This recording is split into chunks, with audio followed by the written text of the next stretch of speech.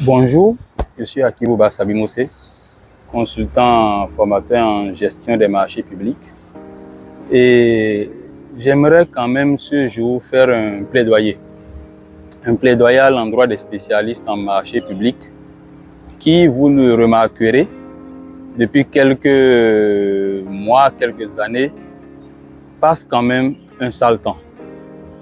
Beaucoup se retrouvent aujourd'hui de plus en plus en prison. Beaucoup exclus de la commande publique, avec les conséquences qui vont avec, des exclusions administratives aussi. Vous avez même des sanctions pénales qui suivent. Et quand vous regardez quand même qu'est-ce qu'il y a à la base, c'est-à-dire pour les informations que vous avez, et moi j'ai la chance d'en recevoir beaucoup pendant mes programmes de formation, et cette question est souvent posée. Quand vous faites le recoupement, vous vous rendez compte qu'en réalité, il y a quand même une frange, je peux dire aujourd'hui 30% de cette catégorie de sanctionnés, de mise en cause là, qui en réalité n'étaient pas impliqués dans les pratiques interdites de façon directe. Vous voyez, c'est plus facile quand les gens sont dans des pratiques interdites, ils ont été exclus, ils ont été sanctionnés et autres. C'est généralement la première chose qu'on voit dès qu'il y a des sanctions, quelle que soit la source de la sanction et quelle que soit sa nature. Mais il y a une catégorie quand même qui est sanctionnée au même titre que les autres, exclue au même titre que les autres, qui en réalité a été victime de risques opérationnels. C'est-à-dire que ce ne sont pas des questions d'intégrité qui les ont amenés à être dans cette situation. Et c'est là-dessus que je vais demander de plus en plus aux spécialistes marché public de faire attention. Votre bonne foi ne suffit pas en marché public. Je l'ai souvent répété, il y a une différence qu'il faut faire essentielle entre la légitimité d'une action que vous engagez et sa légalité. La légitimité ne suffit pas en marché public. Il vous faut nettement plus.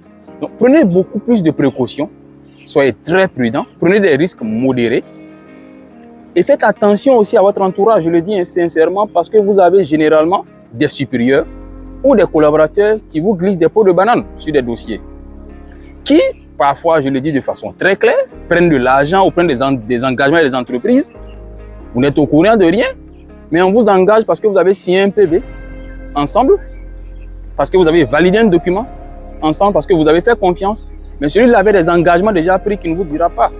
Et c'est à cause de ces justement engagements qu'il a introduit si vous regardez, des critères exclusifs, introduit d'autres choses dans son dossier qui vous a fait valider.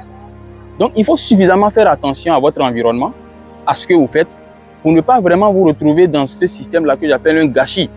Vous n'avez vraiment pas eu l'intention d'aller à l'encontre des procédures, de faire des pratiques interdites, mais vous vous retrouvez dans ce filet-là avec d'autres qui vous ont en griffe parfois manipulé, qui vous ont dissimulé des informations, qui vous ont glissé des pots de banane, comme je le dis, à travers des DA et autres choses, parce que ceux-là avaient des engagements et ceux-là avaient généralement des intentions. Et de l'autre côté, de façon directe, vous avez ce qu'on appelle communément les instructions des supérieurs. Et il y a cette phrase fétiche qui revient souvent, l'instruction vient du haut, l'instruction vient du sommet.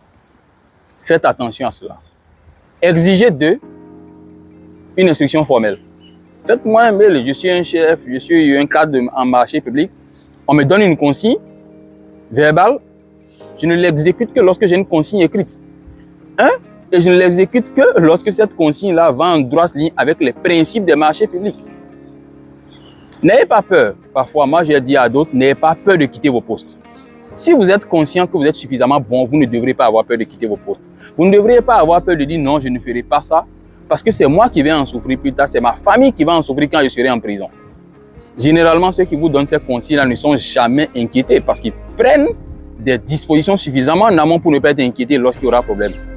Mais de façon naïve, vous voulez faire plaisir à un chef, vous voulez suivre une entre griffes consigne, mais c'est vous qui vous retrouvez en prison plus tard pour des années, votre famille en souffre, votre environnement en souffre, et vous n'avez personne vers qui vous tournez. Faites très attention, davantage attention à ce que vous faites.